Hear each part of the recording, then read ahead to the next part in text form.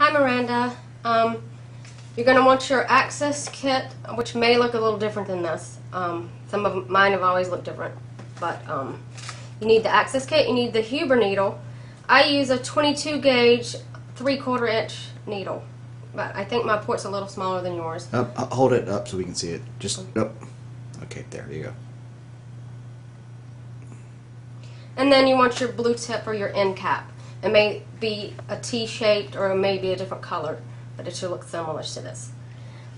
And I hope that you watched the video about putting sterile gloves on if you don't know how to do that already. I'm not going to go into detail about that.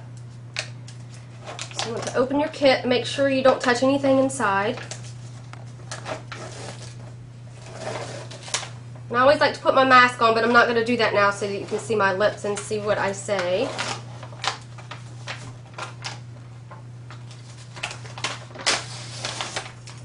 Here's your mask. You can take that out.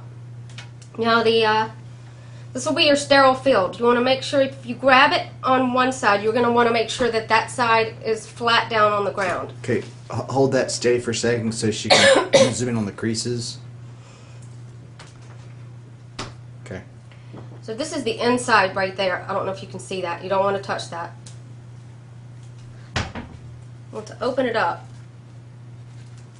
so that you can grab the corners there so that everything on the inside is sterile. You haven't touched anything on the inside.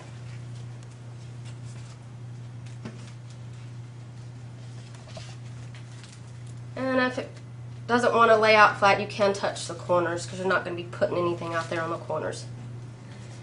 Then you want to open your Huber needle, and you want to make sure that when you open it you don't touch anything inside. So I'm just going to open it up and let things fall on the sterile field here. Same thing with your blue tip. Just open it up and let it fall down. Be sure not to touch it. Okay, now that those things are on your sterile field, you can go ahead and get your sterile gloves on. Make sure you just touch the packet and nothing else inside the kit. You want to open these up so that you're not going to touch the gloves at all. It'll say, on the inside it should say left and right hand. So I'm going to lay those out and just open it up by using the edges there. You'll be sure not to touch anything. You want to put the glove on your dominant hand first. You can touch the lip of the glove here. And even if you don't get the glove on straight to begin with, it doesn't matter. Once you get both gloves on, you're sterile and you can mess around with it. Then you can touch any part of the glove here with this hand because you're already sterile on this with this hand. So you can put it on this way. Just make sure that once your hand touches the inside of this glove, you don't want this hand touching the inside of the glove. And if things aren't straight, you can then straighten them out like that. You might want to ask for small gloves. I know your hands are probably smaller than mine. These are medium and they're pretty big on me. Then you want to, I go ahead and use the alcohol prep. Open it up and you will have 3 swabs. And with the alcohol preps, you're always going to want to start in the center of your port and move in outward circles like this. You don't want to bring anything out back in with the alcohol swabs.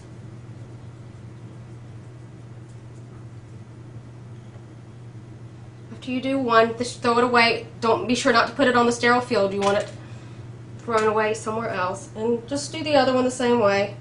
Go in circles like this. Alcohol is really cleaning it. You're going to use another type of disinfectant or cleanser to really get the germs off. This is just kind of cleaning the area. Sometimes they don't even use alcohol in the hospital, but I prefer to use it.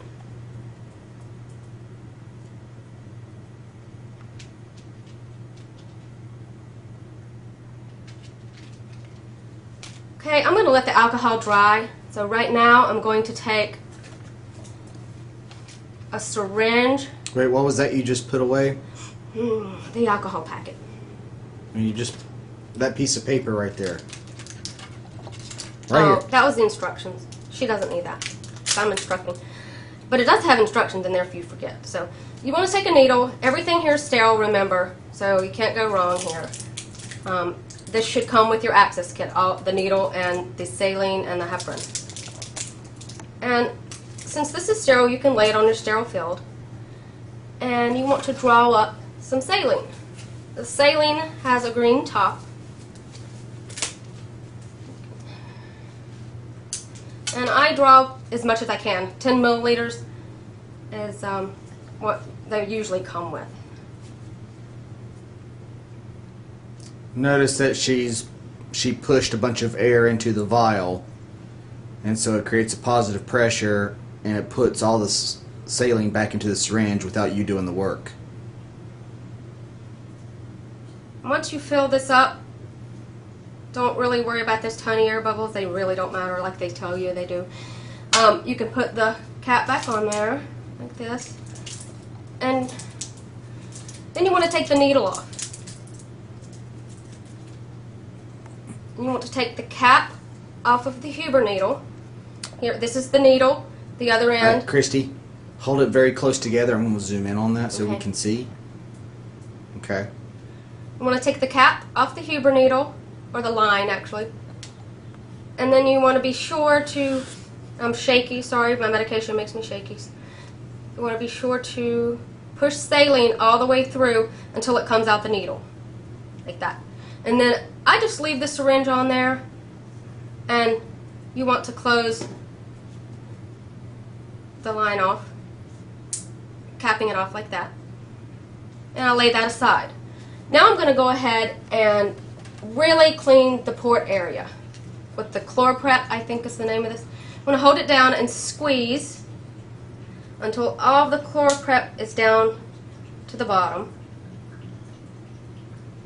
And the pad here is wet. And then you can just go all over like this. You don't have to go from center to the outside. This is a real good sterilizing agent, so it doesn't matter. You're not going to bring any germs towards the port. I go over it pretty good. You're going to want to let this dry for 30 seconds. How long do you want to scrub? Just till you feel good about it. And then just throw this off your sterile field. And while this is drying, I'll go ahead and draw up my heparin. Same thing with the needle. These are sterile. You don't have to worry about touching anything.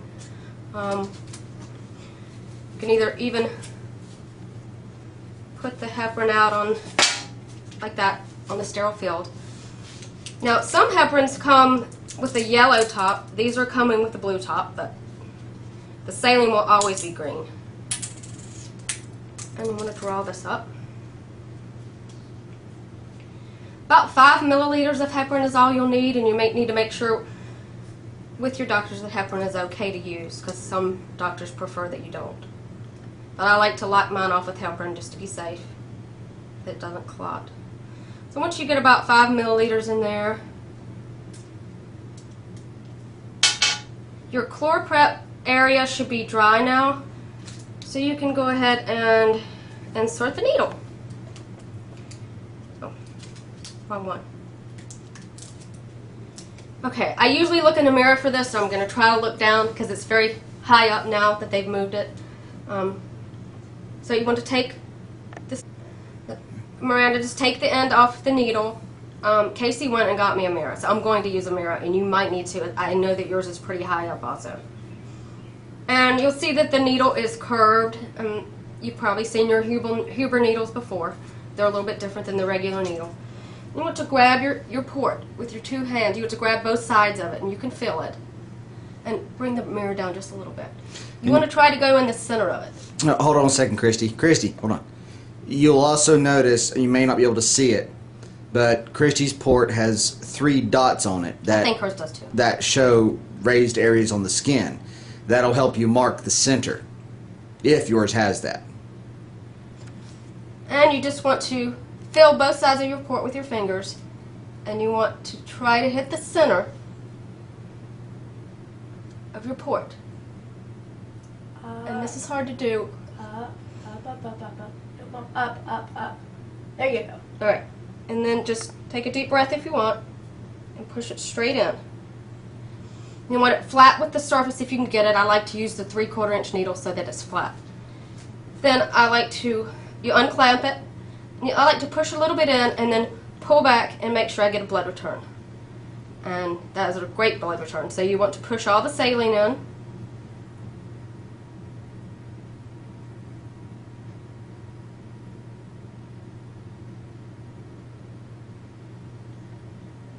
And clamp it. I'm going to go ahead and cover it with the dressing. You can use the skin protectant if you'd like. Lately I've been doing that. I used to not, but I've been breaking out lately. So just take the skin protectant and you can just go around where the dressing is going to be.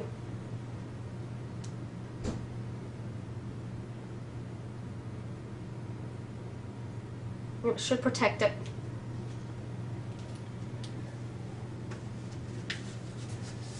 Now some people will tell you not to use gauze around your port. I like to use a little bit sometimes, and sometimes it doesn't matter. It's flat right now and I don't feel like I need to put anything under there, so I'm going to leave these off.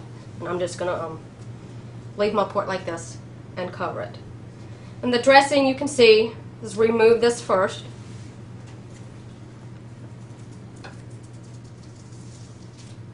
And then you want to put the dressing over the port. You want to make sure that you take this part off. And what I make sure to do is when I'm peeling the dressing off,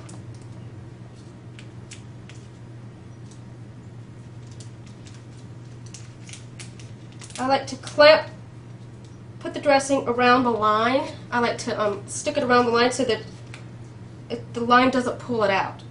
I hope you see what I'm doing here. I'm actually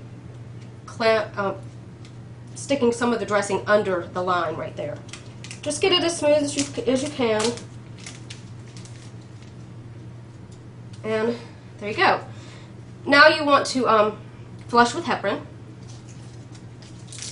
So I will just trade syringes here and flush with about 5 milliliters of heparin. And notice each time I'm laying the syringe on the sterile field, so I'm not laying it against my clothes.